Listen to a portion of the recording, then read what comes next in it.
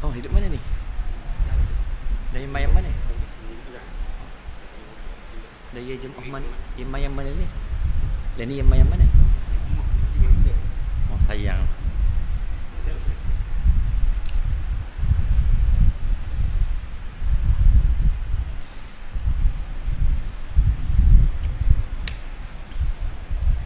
Bismillah.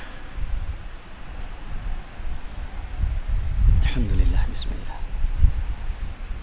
Alhamdulillah, bismillah. Alhamdulillah.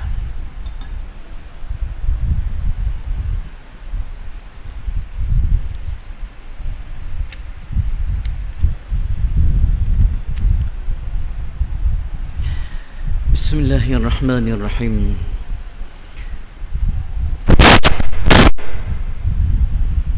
Assalamualaikum warahmatullahi wabarakatuh.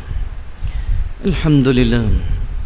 Alhamdulillahilladzi arsala rasulahu bil huda wa dinil haqqi liyuthhirahu 'ala ad-din kullihi walau karihal musyrikun. Asyhadu an la ilaha illallah wahdahu la syarika lahu wa asyhadu anna Muhammadan 'abduhu wa rasuluh. Allahumma salli wa sallim على حبيبنا وشفيعنا وقدوتنا وأسوتنا محمد وعلى آله وأصحابه أجمعين. فقال رب اشرح لي صدري ويسر لي أمري واحلل عقدة من لساني يفقه قولي. سبحانك لا علم لنا إلا ما علمتنا إنك أنت العليم الحكيم. ولا حول ولا قوة إلا بالله العلي العظيم. اللهم فقهنا في الدين وعلمنا التأويل واهدنا الصراط المستقيم صراط الذين أنعمت عليهم من النبيين والصديقين والشهداء والصالحين وحسن أولئك رفيقا يا أرحم الراحمين. آمين يا رب العالمين. فقال الله تعالى في القرآن الكريم بعد أعوذ بالله من الشيطان الرجيم والذين آمنوا وهاجروا وجاهدوا في سبيل الله والذين آووا ونصروا أولئك هم المؤمنون حقا لهم مغفرة ورزق كريم. صدق الله العظيم. في mana Allah Subhanahu wa taala yang bermaksud dan orang-orang yang beriman dan orang-orang yang berhijrah serta berjihad pada jalan Allah demi membela dan memperjuangkan Islam. Allah Subhanahu wa taala maksudkan golongan yang berhijrah ini adalah golongan muhajirin, sebahagian daripada penduduk Mekah yang beriman dengan Nabi sallallahu alaihi wasallam sekitar 13 tahun. Sebahagian kecil daripada kalangan keluarga Nabi sallallahu alaihi wasallam. Sebahagian kecil juga di kalangan sahabat-sahabat Nabi sallallahu alaihi wasallam. Dan ramai di kalangan mereka iaitulah golongan bawahan, hamba, fakir miskin, susah dan sebagainya. 13 tahun mereka diuji oleh Allah Subhanahu wa taala di Mekah dengan ujian yang hebat dan dahsyat. Ya akhirnya Allah Subhanahu wa taala wahyukan pada Nabi sallallahu alaihi wasallam melalui titah perintah berhijrah tinggalkan Mekah menuju ke Madinatul Munawwarah. Inilah golongan muhajirin yang Allah Subhanahu wa taala angkat mereka dalam Al-Quran. Perbahasan kita pada malam ini iaitulah menyentuh soal hijrah Nabi sallallahu alaihi wasallam dan para sahabat bersama-sama dengan sebahagian umat Islam min Makkahul Mukarramah ila Madinatul Munawwarah, daripada Mekah kampung halaman Nabi menuju ke Madinah bandar baru Nabi sallallahu alaihi wasallam. Mereka diuji dengan ujian yang dahsyat. Ada di kalangan mereka yang diseret di atas bara-bara panas, Khabbab al-Arab, diuji oleh Allah, diseret di atas bara-bara panas sehingga rabuk habis atas belakang dia ni, gugur daging-daging dia. Pernah suatu ketika Sayyidina Umar minta dengan Khabbab, wahai Khabbab, boleh tak aku nak tengok belakang? Terkenangkan di fasa dan zaman penyiksaan musyrikin Quraisy ke atas orang-orang Islam. Saya nak meminta dengan Khabbab nak tengok belakang dia. Lalu Khabbab selok belakang dia, menitis air mata Sayyidina Umar. Terkenangkan sahabat dia diuji dengan hebat, rabuk habis belakang dia, gugur daging-daging dia, lekak-lekak habis belakang-belakang dia. Ada juga di kalangan sahabat yang diuji, dijemur, diseret di tengah-tengah padang pasir yang kering kuntang di musim panas yang terik. Juga dihempak batu besar ke atas dia. Bilal diuji oleh Allah Subhanahu wa ta'ala, dijemur di tengah padang pasir. Padang pasir bumi Arab ni tuan-tuan tak sama dengan padang pasir ataupun tempat kita, tak sama.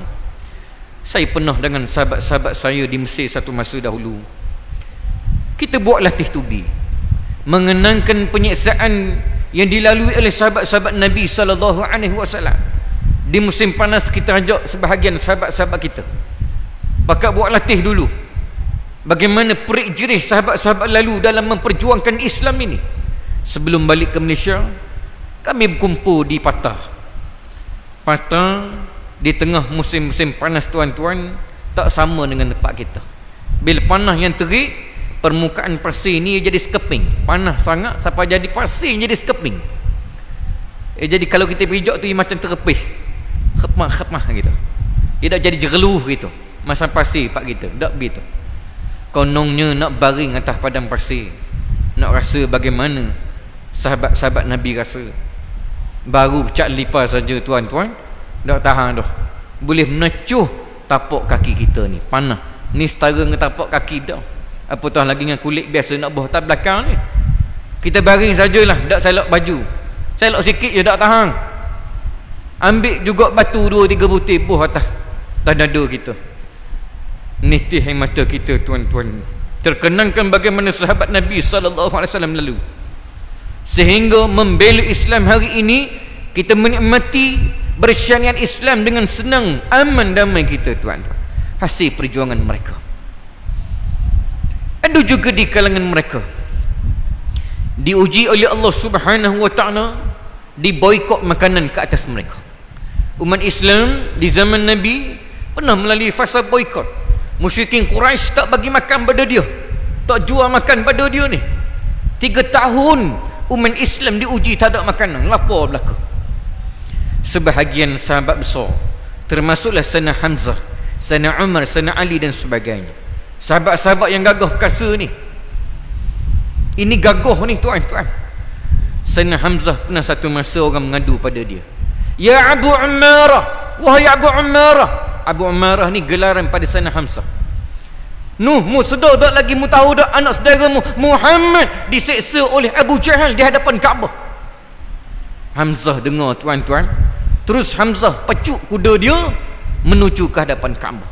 Siapa-siapa di hadapan Kaabah turun kuda, tak cakap banyak, pergi menghadap Abu Jahal, khepang serta lepang, rebuh Abu Jahal. Ada Abu Jahal menawar? Ada Abu Jahal canggah? Tak ada tuan-tuan, rebuh Abu Jahal. Tengok saja je hak kiri kanan Abu Jahal ni, pengikut dia ada lawan, ada canggah? Tak ada. Tengok saja je. Kata mereka, jangan Hamzah tu jangan buat dah kenal. Sayyidina Hamzah tuan-tuan, orang lain pergi buru buat usaha, molek menatang-menatang lain, Hamzah buat balik kenapa? Dipikul singa atas belakang dia.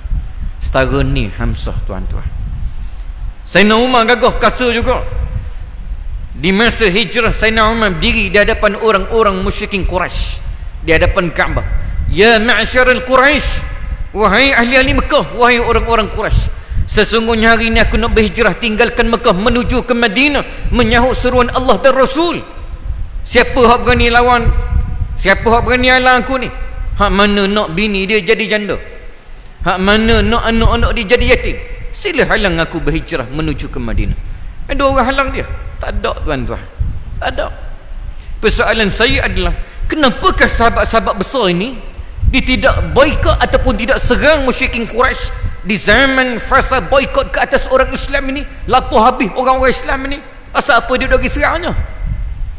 Semata-mata sebab wahyu titah perintah Allah dan Rasul. Nabi pesan jangan lawan, sabar. Allah Ta'ala perintah sabar, bukan lawan. Strateginya sabar. Berkata Sayyidina Hamzah ataupun kata-kata Sayyidina Umar, kalaulah tidak kerana perintah Allah dan Rasul, nescaya aku sembelih seko-seko musyrikin Quraisy. Ini mereka tuan-tuan 13 tahun bersama dengan Nabi sallallahu alaihi wasallam membela Islam, sanggup tinggalkan kampung halaman mereka Mekah menuju ke Madinah, sedangkan tak tahu lagi hidup lagu mana di Madinah tu. Paling hekor tak tahu lagi. Sebab apa mereka sanggup? Semata-mata kerana menyahut seruan Allah dan Rasul, membela Islam, memperjuangkan agama Allah Subhanahu wa taala. Sebab semata-mata menagih janji Allah dan Rasul, iaitulah syurga yang tidak ada tolak banding nikmatnya. Ini dia orang-orang Mekah, Muhajirin, yang diangkat oleh Allah Subhanahu wa taala dalam ayat ini. Wallazina awaw wa nasaru, dan orang-orang Ansar, iaitulah penduduk Madinah, terdiri daripada golongan Aus dan Khazraj. Puak Aus dan Khazraj, sebelum kedatangan Nabi dan Islam ke Madinatul Munawwarah ini tuan-tuan, mereka ini saling baloh, saling gaduh, permusuhan turun temurun, permusuhan yang diwariskan satu generasi ke satu generasi. Bagaimana dahsyatnya permusuhan mereka ini apabila dua puak ni baloh, salah satu puak kena kerak telinga, esok kan tu pula puak satu lagi akan cari telinga juga. Kalau baloh kerak tangan, kerak kaki, esok cari tangan dan kaki juga. Mati dibalas mati, nyawa dibalas nyawa, darah dibalas darah. Secara ni perbalahan mereka tuan-tuan. Akhirnya Aus dan Khazraj ini berjaya didamaikan, disatukan oleh Nabi SAW di bawah naungan Islam. Islam berjaya mendamaikan dua puak yang bermusuh puluhan bahkan ratusan tahun ini. Kerana Islam menunjukkan bahawa Islam sebuah agama perpaduan dan pendamaian. Ini Islam. Aus dan Khazraj iaitulah termasuk di kalangan golongan Ansar yang memberikan tempat kediaman, pertolongan kepada golongan Muhajirin. Pitih, harta benda, bahkan ada sebahagian mereka sanggup ceraikan bini dia semata-mata korban untuk Muhajirin. Ini golongan Ansar yang bersungguh-sungguh dalam memperjuang dan membela Islam bersama-sama dengan Nabi SAW dan golongan Muhajirin. Sedangkan keputusan mereka untuk sanggup bersama dengan Nabi SAW ini tuan-tuan, sebenarnya seolah-olah mereka menempuh satu ancaman yang hebat daripada seluruh pelosok dunia. Padahal pasal apa dia nak bergabung dengan Muhajirinnya? Perbalahan orang Mekah sama orang Mekah, kita orang Madinah duduk saja lah. Apa nak capur tangannya? Mana cari balah, cari payah ni? Tapi tidak, semata-mata kerana Islam mereka sanggup. Mereka sanggup bersama-sama dengan Nabi SAW. Maka sebab itulah Allah Subhanahu wa taala angkat dua golongan ini, Muhajirin dan juga Ansar. Allah sifatkan mereka, ulaika humul mu'minuna haqqan. Mereka inilah golongan yang benar-benar beriman. Lahum maghfiratun wa rizqun karim, bagi mereka keampunan dan rezeki yang mulia di sisi Allah Subhanahu wa taala. Allah Subhanahu wa taala mendatangkan kepada kita dua golongan, iaitulah Muhajirin dan juga Ansar. Kita tidak mungkin untuk menjadi Muhajirin, tidak ada hijrah lagi dah selepas hijrah itu, dan tidak mungkin untuk menjadi sebahagian daripada penduduk Madinah. Maka kebersamaan kita di mana? Iaitulah pada ciri-ciri dan sifat mereka dalam membela dan memperjuangkan Islam.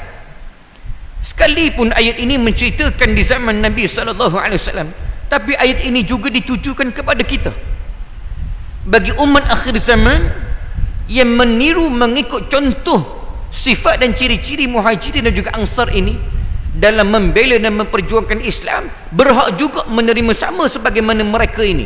Lahum maghfiratun wa rizqun karim, kelebihan dan kurniaan Allah Subhanahu wa taala bagi orang-orang yang membela dan memperjuangkan Islam, keampunan Allah. Yang kedua iaitulah rezeki yang mulia di sisi Allah Subhanahu wa taala di akhirat esok. Inilah dia tuan-tuan, ayat ini membicarakan dua golongan yang Allah Subhanahu wa taala angkat dalam Al-Quran, bertitik tolak daripada episod sirah hijrah Nabi SAW yang kita cuba bahaskan pada malam ini. Yang saya hormati lagi, saya kasih Al-Fadhil Tuan Imam, Al-Fadhil Tuan Bilal, pengurusi dan seluruh ahli jawatan kuasa masjid, para alim ulama, para asatizah, ustaz dan ustazah, tuan-tuan guru muslimin musliman, hadirin hadirat yang dimuliakan oleh Allah Subhanahu wa taala. Panjatkan syukur pada Allah Subhanahu wa ta'ala pada malam yang penuh barakah ini, dapat sama-sama kita duduk sejenak dalam satu majlis ilmu. Dan kupasan dan perbahasan saya pada malam ini masih lagi menyentuh sirah nabawiyah, sirah Nabi sallallahu alaihi wasallam pada satu tajuk episod Hijratun Nabi sallallahu alaihi wasallam. Tajuk hijrah Nabi sallallahu alaihi wasallam. Muslimin musliman, hadirin hadirat yang dimuliakan oleh Allah Subhanahu wa ta'ala, peristiwa hijrah merupakan satu peristiwa besar dalam sejarah Islam, sehingga Sayyidina Ali mengatakan bahawa al-hijratu yufarriqu bainal haqqi wal batil. Hijrah itulah yang memisahkan yang hak dan yang batil. Sebelum berlakunya hijrah Nabi sallallahu alaihi wasallam, sejarah menukilkan tak ramai orang peluk Islam. Diriwayatkan tak lebih daripada 300 orang dan tak kurang daripada 100 orang. 13 tahun Nabi menyampaikan Islam, hanya takat tu sahaja. Ada pun perbezaan selepas berlakunya hijrah Nabi sallallahu alaihi wasallam. Nabi berjaya membangunkan, mendaulahkan sebuah kerajaan Islam di Madinatul Munawwarah. Nabi bangun sebuah kerajaan Islam dan ramainya orang memeluk Islam, berduyung-duyung masuk Islam selepas peristiwa hijrah Nabi sallallahu alaihi wasallam. Rata-rata orang tak takut lagi untuk bersama-sama dengan Nabi dan para sahabat dalam memeluk Islam ini. Hadirin hadirat yang dimuliakan oleh Allah Subhanahu wa ta'ala, peristiwa hijrah merupakan peristiwa besar sehingga Sayyidina Umar di zaman pemerintahannya mengangkat peristiwa hijrah lah sebagai tahun pertama dalam kalender Islam. Kalender mana ni Ustaz? Kalender hijrah yang kita guna pakai pada hari ini. Hari ini genap bulan Safar tuan-tuan. Seringkali orang kaitkan Muharram dengan peristiwa hijrah.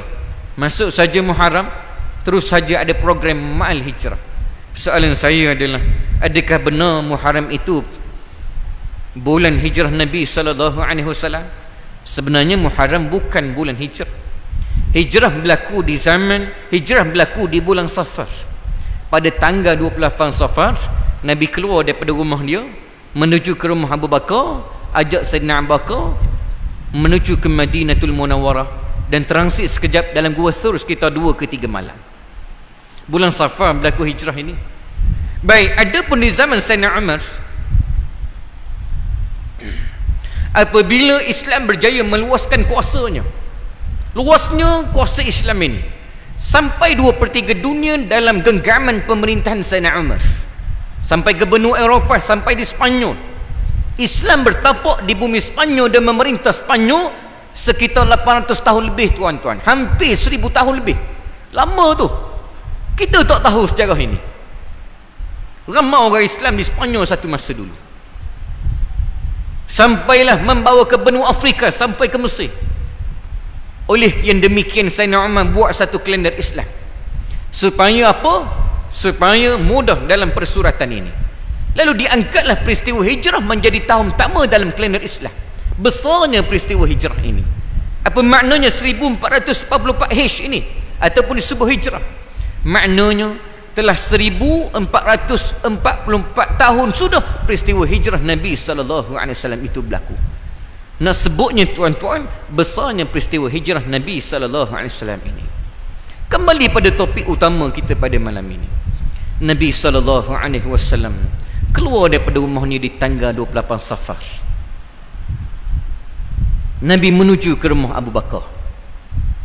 Abshiru ya Abu Bakar, abshiru ya Abu Bakar, kata Nabi sallallahu alaihi wasallam pada Abu Bakar, berita gembira untukmu Abu Bakar, berita gembira untukmu wahai Abu Bakar, sesungguhnya Allah Subhanahu wa ta'ala telah mengizinkan aku berhijrah, tinggalkan Mekah kampung halaman ini menuju ke Madinatul Munawwarah. Baik tuan-tuan,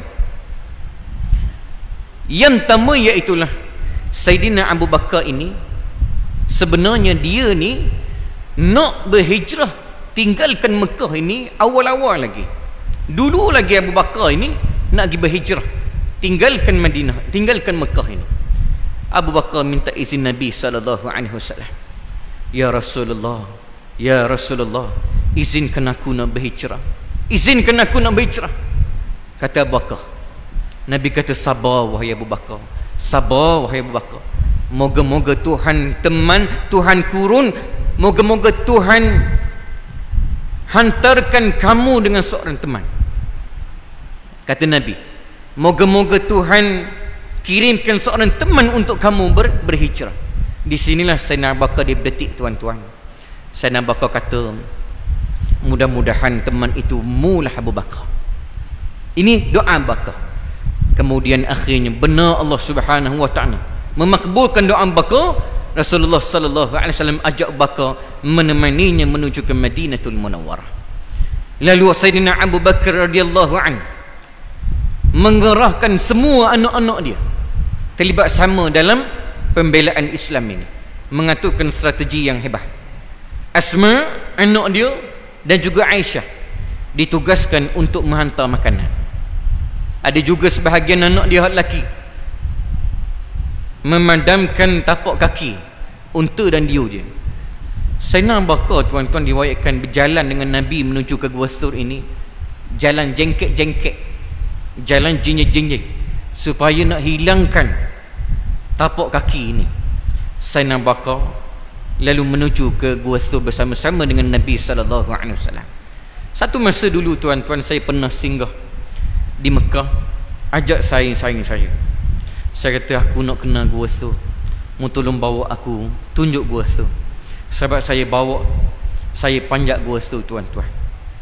Gua Thur ini di atas Jabal Thur, di atas Bukit Thur di Mekah. Ada Bukit Nur, disebut Jabal Nur. Ada juga Bukit Thur, Jabal Thur. Dan Gua Thur ini di atas Bukit Thur. Kemudian, tuan-tuan, saya berpanjat. Di waktu itu usia saya lebih kurang 20-an lagi. Mana gagah lagi lah. Saya panjat sekitar 3 pagi sampai ke 5-6 pagi, sampai subuh di atas Bukit Thur ini.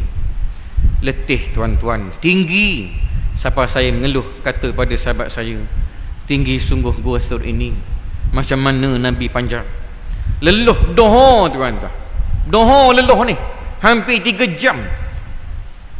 Di saat inilah saya terkenankan Asma bin Abu Bakar, anak perempuan Abu Bakar, macam mana dia boleh hantar makanan pada ayah dia dan juga pada Rasulullah sallallahu alaihi wasallam, sedangkan dia seorang perempuan yang sedang mengandung di waktu itu, sedang hamil, tuan-tuan. Macam mana Abu Bakar gamak boleh arahkan anak dia ni untuk bawa makanan ni? Tak fikir ke sebagai ayah anak mengandung tu, anak hamil tu? Bukan begitu, tuan-tuan. Sayyidina Abu Bakar menjelaskan, memberi faham pada kita dalam soal memperjuang dan membela Islam. Tak kira lelaki puan, tak kira susah payah, tak kira fakir, miskin dan kaya, nak suka tak suka pun kena buat kerja. Ini hijrah menunjukkan bagaimana fahamnya Sayyidina Abu Bakar As-Siddiq radhiyallahu anhu dalam usaha membangun dan membela Islam. Ini dia, tuan-tuan. Saya panjat letih, tuan-tuan. Siapa ada di Gua Thur? Di Gua Thur, dia bukanlah pintu Gua Thur ini macam gua pak kita, tuan-tuan, tak sama. Dia kecil saja. Dia bukan gua, hanya ruangan, sedikit ruang. Apabila batu so tindih atas batu so, ada batu-batu atas bukit kan, kemudian batu so tindih pula, sehingga terbentuklah ada ruang sikit dalam tu. Tak besar pun, bukan macam gua pak kita boleh silap mak kilau pula dalam tu. Dah nak berdiri pun tak boleh, hanya duduk belunjur saja. Dah 3 orang pun tak muat, 3 orang saja. Sayyidina Abu Bakar dengan Rasulullah duduk dalam tu. Masuk pula, tuan-tuan, dia sepik luah begini je. Kalau badan berisi sikit tak muat, saya masuk ni glosor gini, kena masuk kepala dulu. Siapa tu kena tokat tangan, mana baru tubik kaki. Kecil sangat, tuan-tuan. Saya pergi dengan seorang cikgu di waktu itu, usia dia genap-genap 53 tahun. Dia kata, Ustaz, saya terkenangkan Nabi SAW. Takdir saya sampai ke sini betul-betul sama dengan usia Nabi SAW berhijrah, iaitulah usia 53 tahun. Dia kata, Ustaz, Rasulullah dan Bakar ni ternyata kurus. Kalau dia berisi gemuk, memang tak lepas, skop. Saya kurus lagi lah masa tu 22, 21. Cikgu ni dia Peceng dah, peceng Allah. Peceng Allah. Dia kata saya pun ustaz masuk skok tuan-tuan. Saya rasa kalau badan saya setara ni rasa saya dah rasa sekat kat perut ni. Maknanya begitu. Duduk di dalam itu tuan-tuan. Allah Subhanahu wa taala menyelamatkan Abu Bakar dan Sayyidina Nabi sallallahu alaihi wasallam. Kelebihan orang-orang musyrikin Quraisy tuan-tuan, sekalipun Rasulullah mengambil jalan Songsang, kalau Madinah pergi Madinah ikut jalan utara, Nabi mengambil jalan selatan, tapi kepakaran orang Arab ni dia boleh detect juga kok mana pun. Sehinggalah kelompok musyrikin Quraisy yang menghambat kejar Nabi ini sampai betul-betul di hadapan pintu gua Sur ini. Kata Sayyidina Abu Bakar dalam satu kitab, ya Rasulullah, sekiranya mereka tunduk di kaki-kaki mereka, nescaya mereka akan nampak kita. Maknanya ndak bawah gitu, nampak dia tuan-tuan. Al-Quran menukilkan bagaimana rakaman Nabi SAW berkata pada Sayyidina Abu Bakar, istaqulu li sahibihi la tahzan innallaha ma'ana. Al-Quran menjelaskan di saat salah seorang daripada dua, iaitulah Rasulullah sallallahu alaihi wasallam berkata pada sahabat dia, pada Sayyidina Abu Bakar di waktu itu, wahai Abu Bakar, jangan sangka kita berdua sahaja. Innallaha ma'ana, jangan takut, jangan bimbang, jangan sedih, sesungguhnya Allah bersama dengan kita. Kita bukan dua, ada Allah bersama-sama dengan kita. Diwayatkan kegelisahan Sayyidina Abu Bakar di waktu itu, sekaligus bila Nabi sebut begitu, hilang terus kerisauan, kebimbangan Abu Bakar. Terus Allah campurkan rasa ketenteraman dalam diri Sayyidina Abu Bakar As-Siddiq radhiyallahu anhu. Sayyidina Abu Bakar tuan-tuan, dia bukan risau dia mati. Cerita sekarang ni musyrikin Quraisy cari dua orang ni, Abu Bakar dan juga Rasulullah sallallahu alaihi wasallam, nak mati ni, nak bunuh dia ni. Cerita mati ni.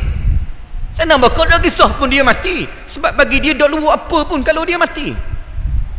Yang dia kisahkan adalah kematian Rasulullah sallallahu alaihi wasallam sekaligus menghilangkan rahmat buat sekalian alam.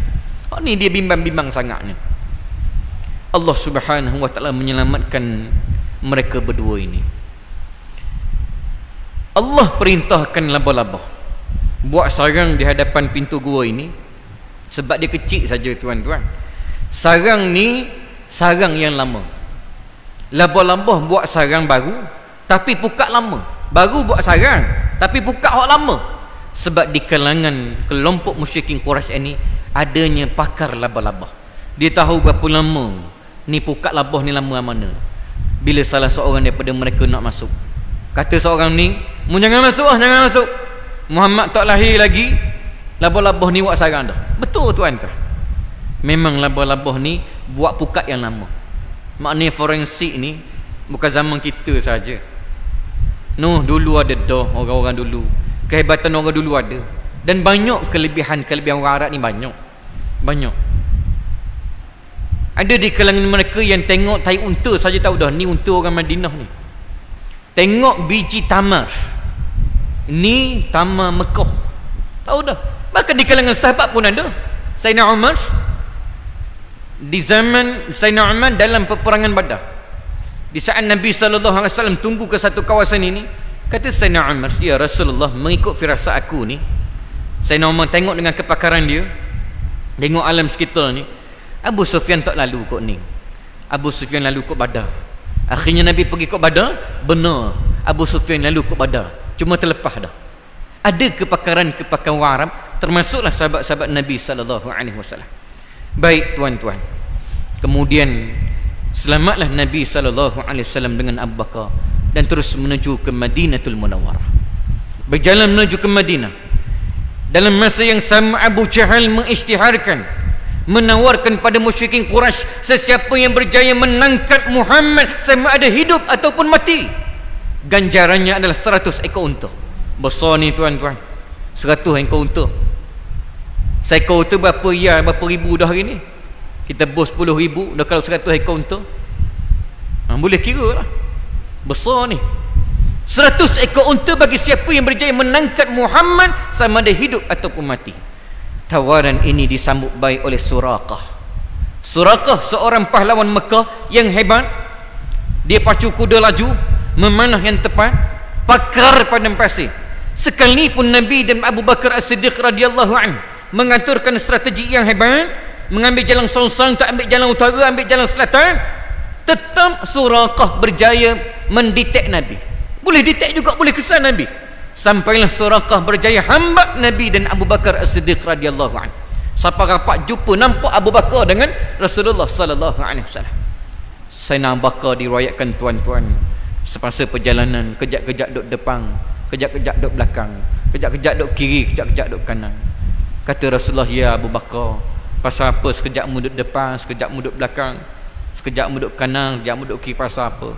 Kata Abu Bakar, bila aku duduk depan aku terasa musuh mari ikut belakang, bila aku duduk belakang aku terasa musuh mari ikut depan. Itu jadi begitu tu. Sayyidina Abu Bakar nampak Suraqah hambat mereka ini. Gelabuh Sayyidina Abu Bakar, ya Rasulullah, Suraqah belakang kita. Ya Rasulullah, Suraqah belakang kita ni. Suraqah ni tuan-tuan nama besar, bukan nama calon-calon orang, ketua pahlawan Mekah ini. Diriwayatkan Nabi SAW tak paling pun belakang, tak ada paling-paling apa pun tuan-tuan, tak ada apa-apa pun. Nabi yakin dengan pertolongan Allah Subhanahu wa taala. Suraqah bila dekat dengan Nabi SAW, tiba-tiba peruh keboh, kuda dia jegeluh keboh, guli batin dengan dia sekali. Bangun pula sekali lagi kejar hambat Nabi. Yang kedua keboh pula, pau keboh dengan kuda-kuda dengan dia guli batin sekali. Bangun pula sekali lagi hambat Nabi. Yang ketiga rebah pula.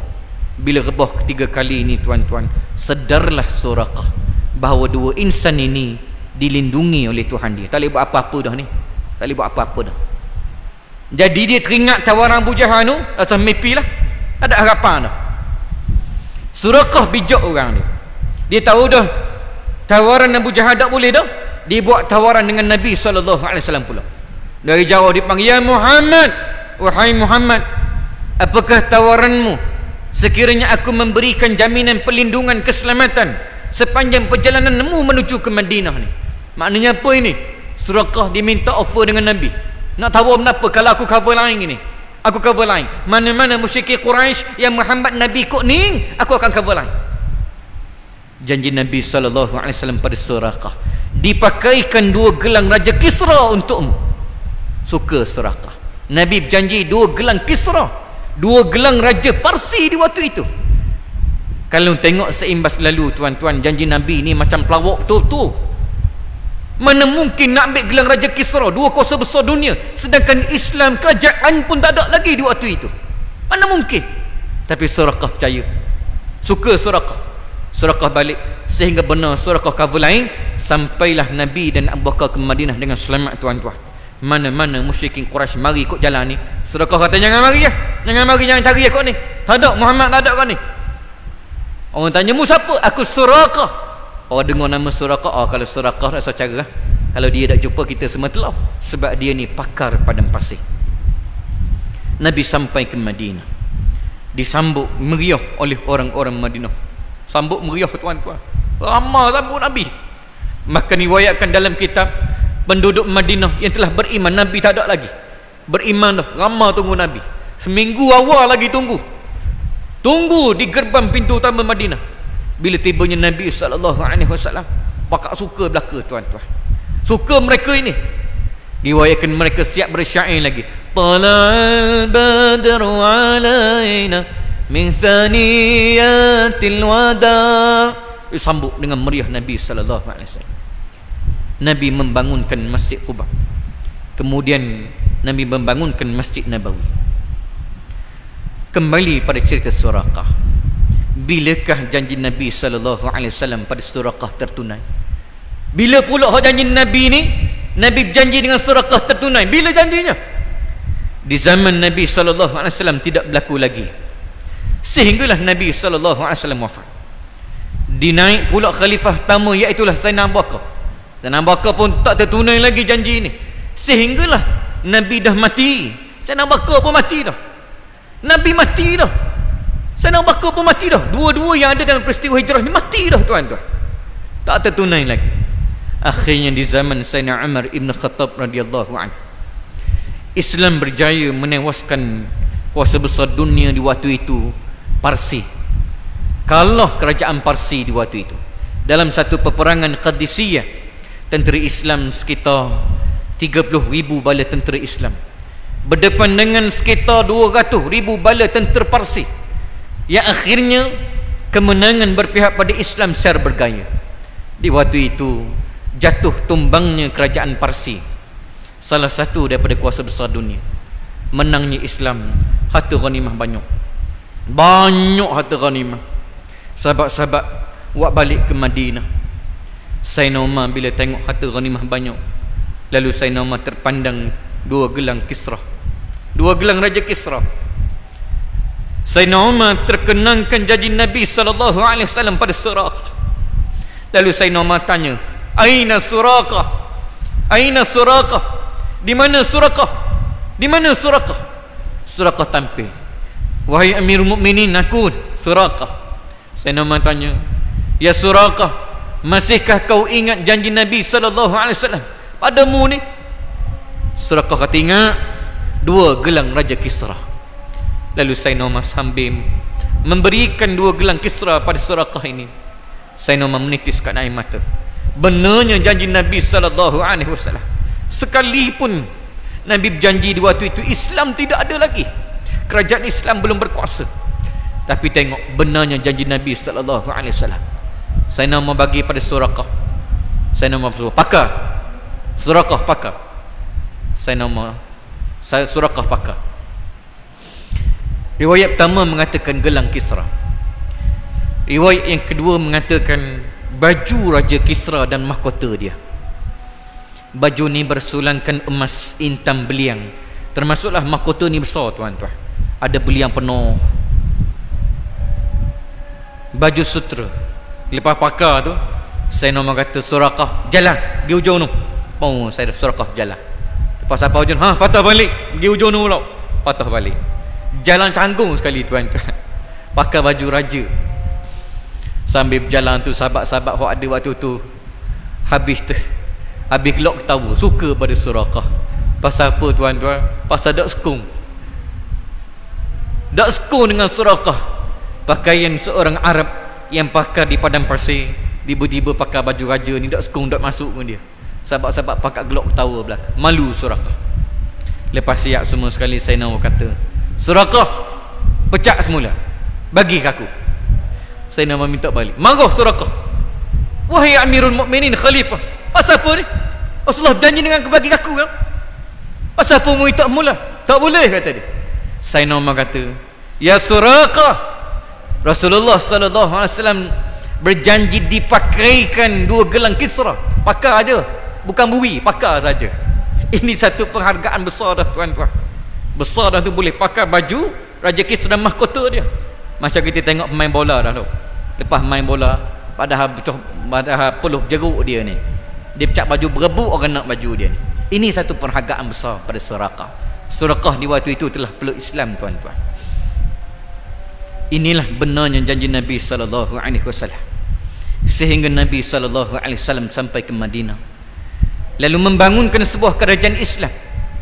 Selepas saja peristiwa hijrah berlaku, ramainya memeluk Islam, membangunkan sebuah kerajaan Islam yang berdaulah, membangunkan satu persatu hukum hakam Allah Subhanahu wa taala tertegak di Madinatul Munawwarah. Yang awalnya kota Madinah ini namanya Yathrib. Nabi tukarkan Yathrib ini kepada Madinatul Munawwarah, dan akhirnya Nabi SAW wafat di Madinah. Nabi suka, Nabi sayang Madinah ini. Nabi kata, Madinah ini bandar aku sayang pada Madinah, aku cinta pada Madinah, bandar Madinatul Munawwarah. Nabi wafat di usia Nabi sekitar 63 tahun. Beginilah seberingkas perjalanan hijrah Nabi SAW yang saya simpulkan cukup ringkas pada malam ini tuan-tuan. Pengajaran yang boleh kita ambil berdasarkan peristiwa hijrah Nabi SAW, saya nak sebut 3 perkara. Yang pertama iaitulah Allah Subhanahu wa taala mendatangkan pada kita golongan Muhajirin dan juga Ansar, 2 contoh dalam Al-Quran Al-Karim yang diangkat oleh Allah serta diiktiraf. Inilah 2 golongan yang benar-benar beriman pada Nabi SAW dan juga Allah dan Rasul. Mereka ini mendapat keampunan dan rezeki yang mulia di sisi Allah. disebabkan faktor ciri-ciri dan sifat mereka, iaitulah mereka membela dan memperjuangkan agama Islam habis segala harta benda mereka, jiwa raga mereka, sampai mereka sanggup berkorbankan nyawa. Yang pertama ini, kita juga umat akhir zaman ini perlulah seperti itu, mengambil contoh mereka, supaya bukan setakat kita menyokong Islam, sebaliknya kita mendukung perjuangan Islam. Mudah-mudahan kita juga dikurniakan keampunan dan rezeki yang mulia di sisi Allah Subhanahu wa taala. Yang kedua, iaitulah kecintaan kita pada Rasulullah sallallahu alaihi wasallam, sebagaimana ditunjuk contoh oleh Sayyidina Abu Bakar As-Siddiq radhiyallahu anhu. Abu Bakar menunjukkan contoh bagaimana kasih dan sayang dia pada Nabi. Dia tak kisah pun dia mati. Yang penting adalah Nabi selamat, membawa rahmat buat sekalian alam. Muslimin muslimat dirahmati Allah Subhanahu wa taala, kasih sayang kita pada Nabi haruslah dizahirkan dengan melakukan sunnah-sunnah Nabi sallallahu alaihi wasallam. Dan sunnah terbesar Nabi adalah, iaitulah kita mengikut ajaran dan didikan Nabi sallallahu alaihi wasallam, iaitulah ajaran Islam. Inilah sunnah terbesar yang Allah Subhanahu wa taala ajarkan pada Nabi, dan haruskan Nabi membawa, mengajar pada kita pula. Yang kedua, kasih sayang kita pada Nabi sallallahu alaihi wasallam melalui salawat kita pada Nabi sallallahu alaihi wasallam. Nabi bersabda, "Man salla alayya marratan sallallahu alaihi biha asyara." Barang siapa yang bersalawat ke atasku sekali, nescaya Allah akan bersalawat ke atasnya dengan 10 kali. Allahumma salli ala Muhammad wa ala alihi wa sahbihi wasallam. Yang ketiga, pengajaran yang kita nak ambil adalah peristiwa hijrah menunjukkan bahawa Nabi membawa Islam melalui jalan wadah politik. Nabi membangunkan sebuah kerajaan Islam di Madinah. Perlu tidak dapat tidak, mestilah Islam itu ada kerajaan. Kerajaan itu perlu ada kuasa dalam membangunkan Islam secara kafah dan menyeluruh, kafah dan syumul, secara menyeluruh dan semua sekali. Islam ni tak boleh sikit-sikit, nak kena bawa semua sekali. Mana hukum hakam Allah Subhanahu wa taala yang disebut dalam Al-Quran, kena jual. Kalau tanpa ada kerajaan, mana mungkin untuk kita menegakkan semua hukum hakam Allah Subhanahu wa taala, sama ada dari segi sektor jenayah, ekonomi, politik dan sebagainya. Islam agama yang menyeluruh.